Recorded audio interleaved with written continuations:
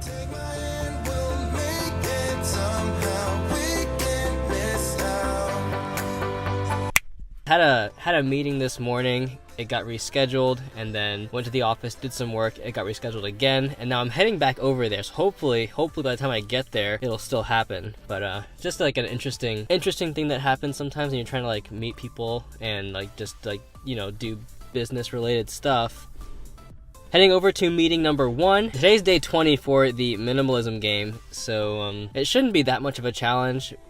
But it is, finding all this stuff. Probably gonna stick with no more batching because tomorrow's 21 and then 22, and it just adds up and it adds up, and wow. Wow, wow, wow. Wow. Wow. Wow.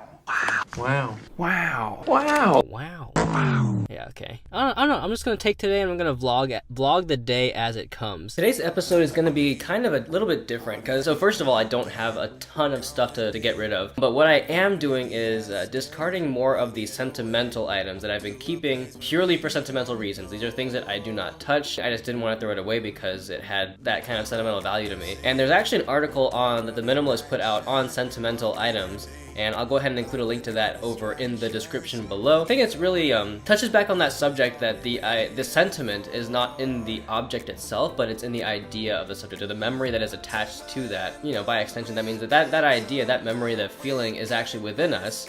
The object is more just of a trigger. So if we can find some other way to be triggered, to trigger that memory, to remember that, then you have the same effect, and you don't need to keep the actual item, the object itself. For example, like this thing, I've probably used this twice. The rest of the things though are notebooks and papers and things that just like that I've kept for a long time, like a lot of essays that I wrote.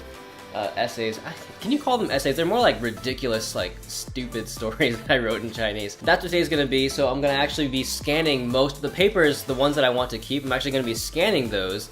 And so let's go ahead and yeah, you know, let's go ahead and get over to that. So this is an old karaoke pass. Not looking back, eyes on the freeway, Bonnie and Clyde.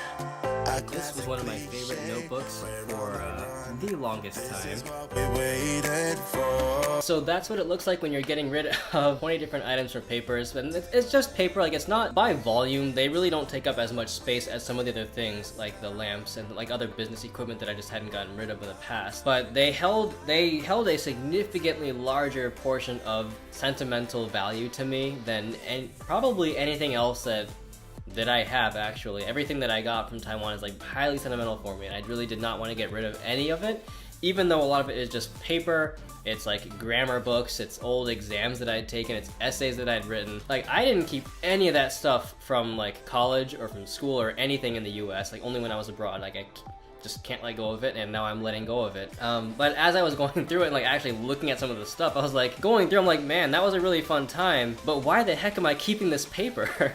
Like, it's a lot of, I mean, it's a lot of paper. I mean, it's a lot of notebooks and just like pages and pages of stuff. So, I mean, you did see in there, I legitimately went and scanned like over 80 pages in this one notebook. So it was time consuming. That's a 30 minutes of stuff that I just like did not want to get rid of, and I'm finally going to let it go. Thank you very much for watching. I'll catch you in the next one.